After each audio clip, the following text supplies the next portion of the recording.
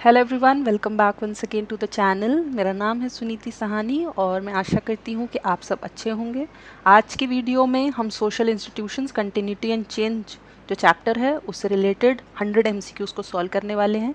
इससे पहले की वीडियो में हम demographic structure of Indian society जो चैप्टर है उसके 100 क्वेश्चंस को ऑलरेडी सॉल्व कर चुके हैं। अगर आपने वो वीडियो नहीं देखी है तो आप उस वीडियो को भी देख सकते हैं, वीडियो चैनल पे अवेलेबल है। तो चलिए स्टार्ट करते हैं और देखते हैं कि आज का हमारा पहला क्वेश्चन क्या है। सबसे पहले मैंने सेक्शंस में पूरी वीडियो डिवाइड कर रखी है, डिफरेंट सेक्शंस हैं। पहले सेक्शन में कास्ट से रिलेटेड क्वेश्चंस हैं। The word caste is derive from Portuguese word Costa.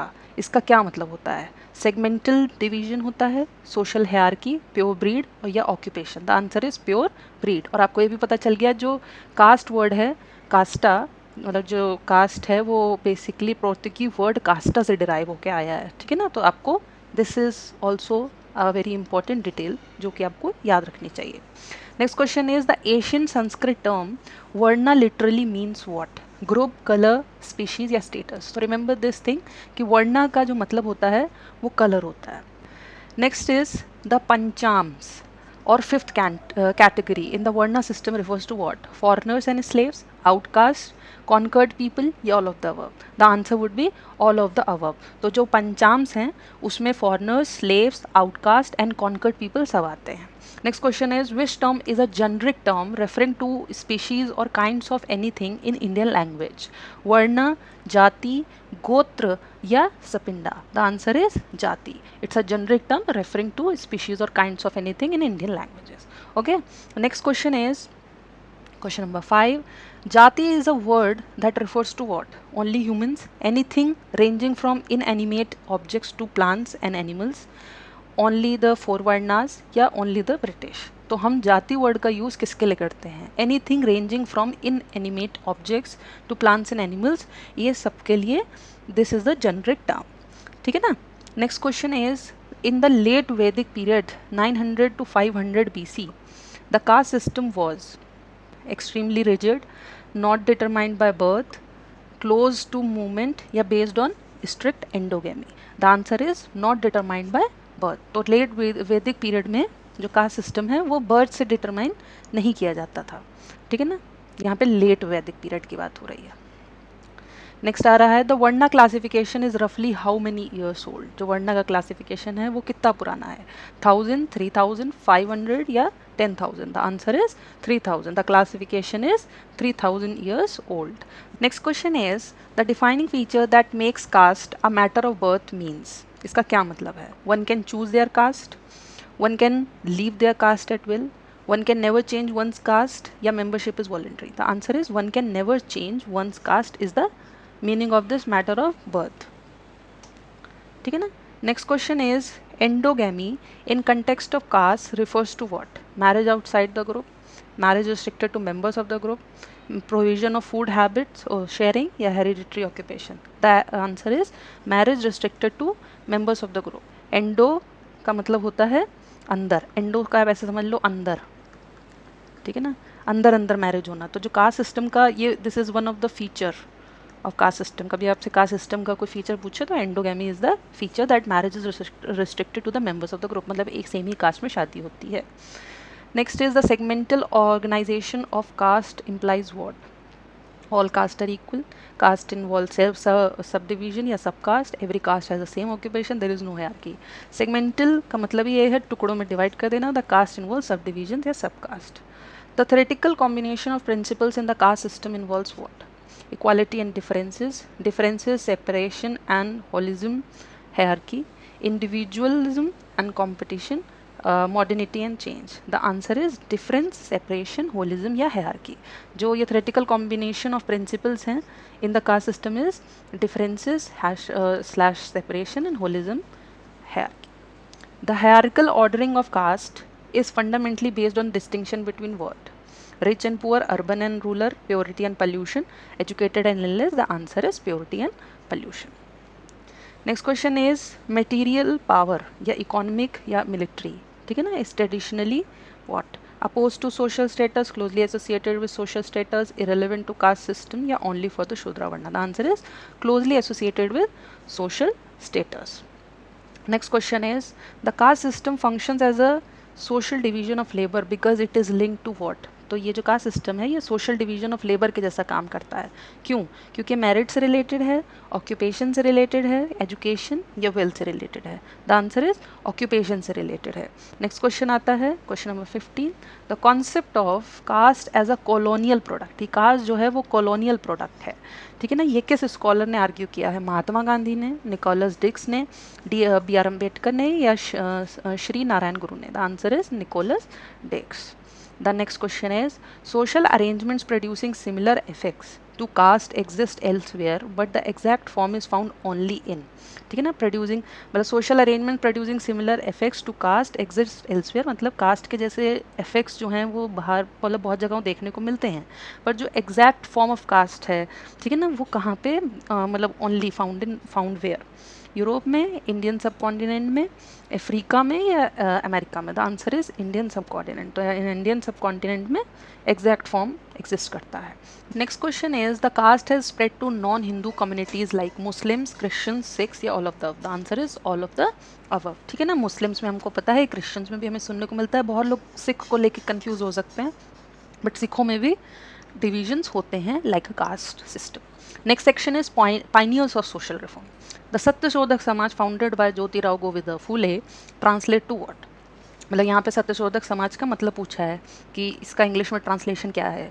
Society for equality, यहाँ पे ईयर तो सेम ही है, justice seeker society, truth seeker society या lower caste union? The answer is truth seeker society 1873. यहाँ 2-3 चीज़ें मैंने मेंशन कर दी हैं. सबसे पहले सत्यशोधक समाज जो है वो ज्योतिराव गोविंद फूले ने फाउंड किया है या इन्होंने शुरुआत करी है इसकी.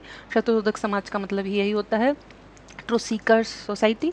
और जो ईयर है वो आपको याद रखना पड़ेगा 1873. ये जानबूझ के मैंने सब ईयर सब सेम रखे हैं. 1873 would be the right answer. इस तरीके से आपको कंफ्यूज करने के लिए पूछा जा सकता है. Next question is, what was the primary objective of Satyashodhak Samaj? क्या ऑब्जेक्टिव था, क्यों स्टार्ट किया उन्होंने? To promote the varna system? No. To secure human rights and social justice for lower caste people? To support the land owning urban caste, upper caste या industrial middle class को organize करना? No. To secure human rights and social justice for low caste people. Who was the first headmistress of the country's first school for girls in Pune? Started a night school for agriculturists and died while serving patients during the plague epidemic. This too many informations. कभी आपसे first headmistress भी पूछा जा सकता है question में. सिर्फ ये भी सिर्फ पूछा जा सकता है कि किसने नाइट स्कूल स्टार्ट किया एग्रीकल्चर, और ये भी पूछा जा सकता है कि इनमें से कौन से रिफॉर्मर हैं जिनकी डेथ इस तरीके से हुई. Tarabai Shinde, Annie Besant, Savitribai Phule, Pandita Ramabai? The answer है सावित्रीबाई फूले. आपको फर्स्ट हेडमिस्ट्रेस ज़रूर पता होगा, बाकी की इन्फॉर्मेशन भी सावित्रीबाई फूले के लिए ही है. नेक्स्ट क्वेश्चन इज, सावित्रीबाई फूले's जो social movement included a specific focus on creating a new Varna classification, educating Shudras, Ati Shudras and agricultures and laborers, encouraging the use of Sanskrit in daily life, supporting the practice of endogamy? No, the educating Shudras and Ati Shudras, agricultures and laborers. Periyar A.V. Ramaswamy Naikar is primarily known as what? Rationalist and leader of the lower caste movement, Sanskrit scholar, supporter of Varna system, British administrative official? The answer is rationalist and leader of lower caste movement. Periyar is celebrated as a leader who aroused people to realize what? Hierarchy is necessary for social order, traditional occupation must be preserved, all men are equal and liberty is a birthright, or colonialism was beneficial for the caste system? The answer is all men are equal and liberty is birthright. Next question is, Ayankali was a lower caste leader born in which state? Kerala, Tamil Nadu, Maharashtra, Karnataka? The answer is Kerala. Ayankali's movement in Kerala was primarily focused on which of the following goals? Abolishing the census, securing freedom for the Dalits to walk on the public roads and allowing children into school, translating Sanskrit texts into Malayalam, promoting industrialization in rural areas. The answer is securing freedom for Dalits to walk on public roads and allowing children into schools. तो ये ध्यान रखिएगा. Which reformer gave the famous watchword one caste, one religion, one God? एक caste, एक religion और एक God for all men during his quite social reform in Kerala? Ayyankali ने दिया था, श्री नारायण गुरु ने दिया था, पेरियार थे या ज्योतिबा फूले थे? आंसर इज श्री नारायण गुरु. ये याद रखिएगा, it's very very important. Next question is, the phrase one caste one religion one god was given to fight for what, ठीक है ना। तो ये फ्रेज दिया क्यों था, पावर्टी को से लड़ने के लिए दिया गया था कि the ill effects of caste system के लिए था कि कॉलोनिज्म या illiteracy. The answer is ill effects of caste system के लिए था। Anti untouchability programs became a significant part of Congress agenda starting from 1920s, largely due to the efforts of Mahatma Gandhi, Ambedkar, M N. Srinivas, I P. Desai, Risley या British census, dominant land owning caste. The answer is Mahatma Gandhi and Baba Saheb Ambedkar would be the right answer. Next section is colonialism, census और shaping of caste. इससे related question है. Before colonial intervention,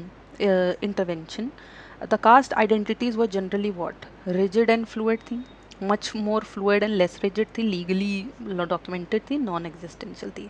तो ये ध्यान रखिएगा कि colonial मतलब Britishers के आने से पहले जो कास्ट थी, कास्ट आइडेंटिटी थी, वो फ्लूइड थी और लेस रिजिड थी. The main objective of colonial surveys on caste was to abolish caste, learn how to govern the country efficiently. यहाँ पे पूछ रहे हैं कॉलोनियल सर्वेज क्यों कराए गए कास्ट पे. Promote intercaste marriage, convert people. It's learn how to govern the country effectively. Next is the British administrators who studied caste were often referred to as amateur. ठीक है, सोशोलॉजिस्ट थे, एंथोलॉजिस्ट थे, ethnologist थे, जोग्राफिकर्स थे या आर्कोलॉजिस्ट थे. तो ये ध्यान रखिएगा जो ब्रिटिश एडमिनिस्ट्रेटर्स जिन्होंने कास्ट के बारे में या किसी कल्चर के बारे में, जो इंडियन कल्चर के बारे में पढ़ाई करी या स्टडी करी, बुकें छापी, वो ज़्यादातर एथनोलॉजिस्ट थे. ठीक है ना. एथनोलॉजिस्ट वो होते हैं जो दो कल्चर्स की लाइक कंपैरेटिव स्टडी करते हैं. ठीक है ना. नेक्स्ट आता है who among the following was an amateur ethnologist who sought to collect information on the social order of precedence in India. Jyotiba Phule, B.R. Ambedkar, Risley या M.N. Srinivas. The answer is Herbert Risley. The systematic 10-year census in India began regularly from 1860, 1881, 1901 या 1947. तो जो regularly होने लग गया, ठीक है ना, प्रॉपर तरीके से, वो था 1881 से. The 1901 census was conducted by whom? Census was conducted by whom? It's census. Lord Curzon, Herbert Risley, William Bentinck या Lord Ripon. The answer is Herbert Risley. Next question is which census was particularly important for seeking to record the social hierarchy of caste. तो ये social hierarchy of caste को record करने के लिए कौन सा census सबसे ज़्यादा इंपॉर्टेंट रहा? 1881 का, 91 का, 1901 का कि 1911 का? The answer is 1901. Next question is Herbert Risley's 1901 census led to what? Fewer caste petition, hundreds of petitions claiming higher social rank, the end of caste system, 1935 act immediately. The answer is hundreds of petitions claiming higher social rank. क्योंकि 1901 में हुआ census किस चीज़ को record करता है? अभी मैंने बताया, सोशल हायरार्की ऑफ कास्ट को रिकॉर्ड करता है. तो लोगों ने ज़्यादा से ज़्यादा पिटीशन डाली क्लेम करते हुए कि हायर सोशल रैंक उनकी होनी चाहिए. The term schedule caste came into being through which act. मतलब ये जो शेड्यूल कास्ट जो आज SC ST की कैटेगरी दी जाती है, या मैं स्पेसिफिकली SC की बात कर रही हूँ, SC जो वर्ड है, इस वर्ड को ही सबसे पहले किस एक्ट में दिया गया? कास्ट डिसेबिलिटी रिमूवल एक्ट में, इंडियन इंडिपेंडेंस एक्ट में, government of India act 1935 regulating act. याद रखिएगा, ये बहुत इंपॉर्टेंट है. गवर्नमेंट ऑफ इंडिया एक्ट 1935 का वो एक्ट था जिसमें सबसे पहले शेड्यूल कास्ट का वर्ड यूज़ हुआ. उससे पहले क्या वर्ड यूज़ होता था आप मुझे कमेंट सेक्शन में बताएंगे, जिससे मुझे ये पता चले कि आप लोग वीडियो को ध्यान से सुन रहे हैं और समझ रहे हैं. ठीक है ना. आप मुझे बताइएगा, आपको ना पता हो तो सर्च करके बताइएगा. Section 4 post independence India and modern transformation. The dominant view in nationalist movement, जो भी नेशनलिस्ट मूवमेंट हुए, was to treat caste as what? Sacred tradition, a social evil, colonial ploy, an economic necessity and permanent feature of democracy. The answer is social evil and colonial ploy. ठीक है ना. Post independence the Indian state explicitly wrote the abolition of caste into what? Constitution में लिखा, census report में लिखा, 5-year plans में लिखा या सिविल कोड में लिखा? ठीक है ना. तो ज़्यादा से ज़्यादा जो abolition of caste which is article 17 which says that abolition of untouchability, and there are many more articles like fundamental article number 15, ठीक है ना, जो इस बारे में बात करता है कि there should not be any kind of discrimination on the basis of birth, caste, ठीक है ना, किसी भी तरीके से. तो ये constitution would be the right answer. The most eventful sphere of change for caste in independent India has been eventful sphere of change for caste, religion रहा, पॉलिटिक्स रहा, फूड या क्लोथिंग, ये पॉलिटिक्स रहा, ठीक है ना. Politics is the most eventful sphere of change. Caste blind operation of state refers to what? Help the poor, left and disabled groups to compete on equal terms with the privileged, abolished caste immediately was preferred by B.R. Ambedkar. जो caste blind operation of state है, that is the left, they मतलब often left disadvantaged groups to compete on equal terms with the privileged, ठीक है ना. Which group has found caste to be invisible in the contemporary period? अभी contemporary period में मतलब invisible, कौन cast को बिल्कुल इनविजिबल मानता है? रूलर पुअर नहीं, शेड्यूल ट्राइब बैकवर्ड कास्ट नहीं. The answer is urban upper class middle, upper caste middle class, ठीक है ना. Upper caste people believe their advancement has little to do with caste because caste is abolished, their status ensured resources like education and jobs earlier, they are poor, they do not know their caste. No, their status ensured resources like education and jobs earlier, that's why they believe that their advancement, उनकी प्रगति में cast का कोई ऐसा कोई खास योगदान नहीं है. The life line for schedule caste and schedule tribe in modern India is religious conversion करा लें, पॉलिसीज ऑफ रिजर्वेशन है, moving to other country, traditional occupation. Life line, ठीक है ना, जिस, ठीक है ना, that is policies of reservation. In urban areas the prejudice against untouchables is, याद रखिएगा, आर्टिकल 17, ठीक है ना. फॉर अनटचेबिलिटी कॉन्स्टिट्यूशन में जो आर्टिकल 17 दिया है, fundamental right, abolition of untouchability, तो ये ध्यान रखिएगा. आर्टिकल इससे रिलेटेड. अर्बन एरियाज में prejudice against untouchable is completely gone, not absent but less extreme than in villages. Main form of interaction रहा, encourage by the state. No, it's absent, not absent sorry, but extreme cases नहीं होते, जैसे villages में तो एकदम सामने सामने देखने को मिल जाता है. Endogamy, marrying within the group, मैंने बताया था ना, एंडो का मतलब अंदर, ठीक है ना. मैंने इस तरीके से याद किया था इसलिए मैं ऐसे बताती हूँ सबको. Endogamy, marrying within the caste in modern India is completely vanished हो गई है, largely unaffected by modernization. Illegal है कि partial practice only in villages. No, endogamy is largely unaffected by modernization. आज भी ये चीज़ें होती हैं, मतलब अपनी कास्ट में शादी करना, तो इसीलिए लार्जली अनअफेक्टेड रहा है. मॉडर्नाइजेशन के साथ ऐसा नहीं है कि एंडोगेमी जो फीचर है वो चेंज हो गया, नहीं. Next is part number 5, M N. Srinivas, dominant caste Sanskritization, मतलब एम.एन. श्रीनिवास से रिलेटेड MCQs हैं. The M N. श्रीनिवास की जो बुक है the remembered village is a study in urban sociology, social anthropology, village studies, political science, economy. The answer is social anthropology, village studies. Next question is the term Sanskritization was developed by M.N. Srinivas to describe what? तो Sanskritization जो कि बहुत important concept है by M.N. Srinivas, ठीक है ना, ये उन्होंने किस चीज़ के लिए दिया था? To describe what? Spread of Sanskrit language? No. Translation of Vedas? No. The process where lower caste adopt rituals to of higher caste to raise social status? This would be the right. Conversion of tribals to Hinduism? No. ठीक है ना. Process where lower caste adopt rituals of higher caste to raise social status. एक point और ध्यान रखिएगा, very very important, ये चीज़ की जो संस्कृताइजेशन होता है that is upward mobility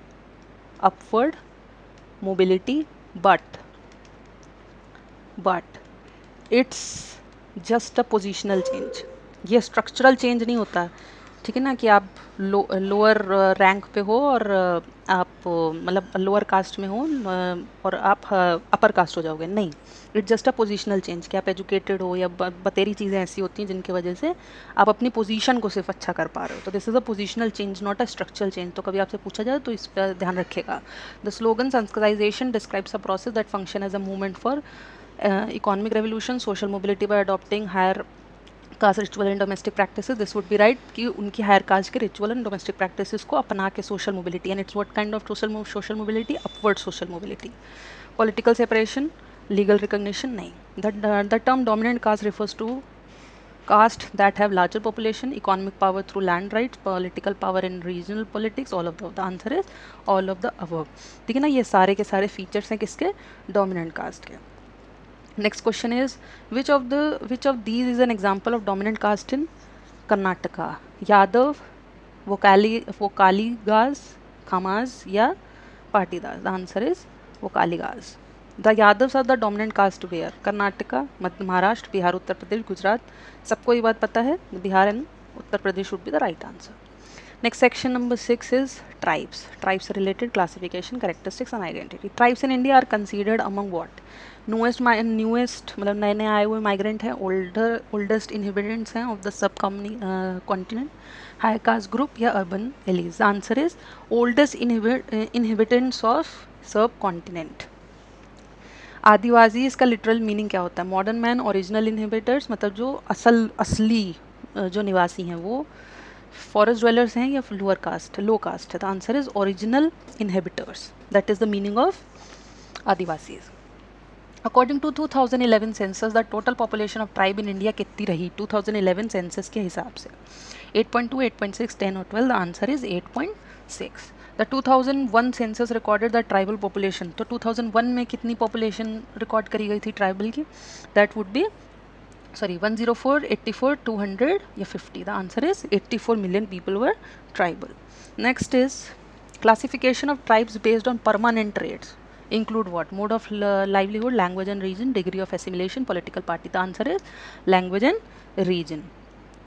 Next is acquired traits. Acquired traits for classifying tribes are based on what? Physical, racial categories, livelihood and degree of assimilation, language या reason. Language and reason अभी हमने बताया permanent traits हैं, और जो acquired traits वाला जो बनाता है, क्लासीफाई करते हैं जिस बेसिस पे, वो है livelihood and degree of assimilation, that is acquired traits.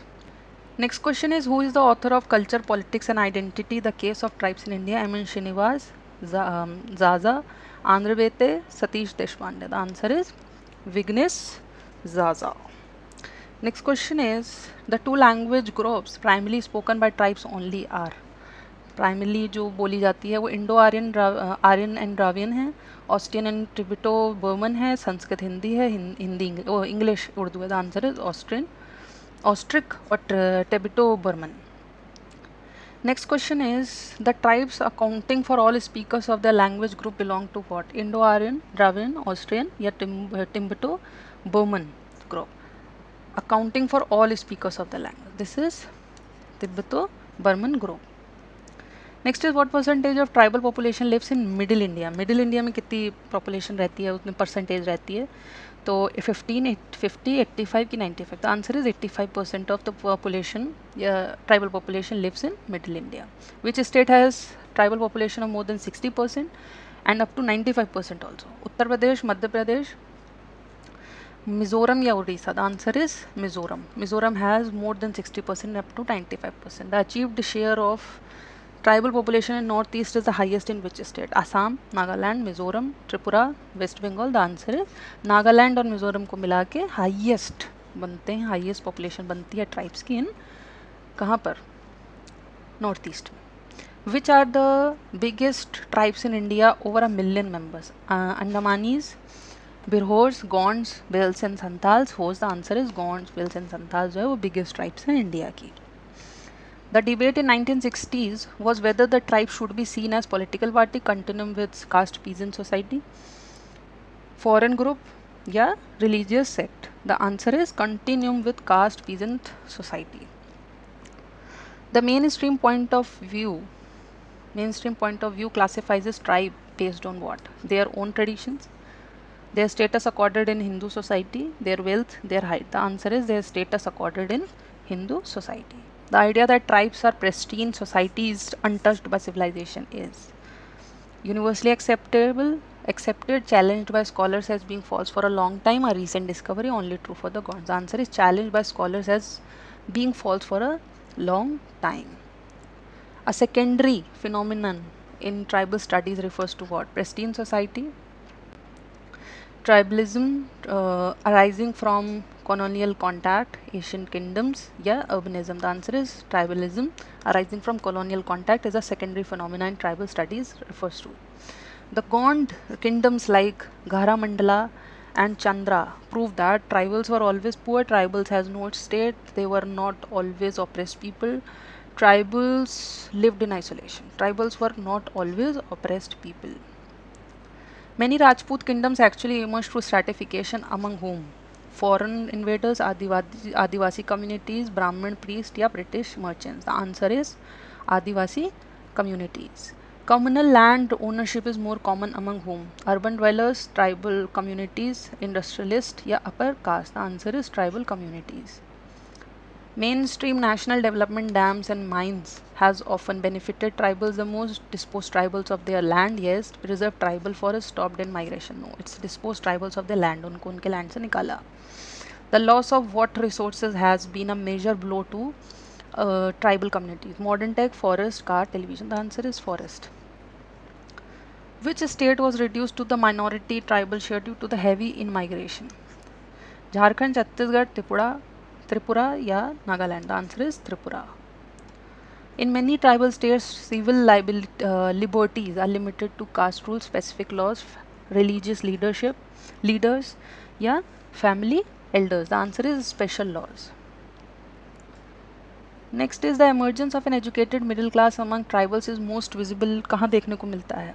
Central India में, नॉर्थ ईस्टर्न स्टेट्स में, वेस्ट इंडिया, साउथ इंडिया में? The answer is north eastern India.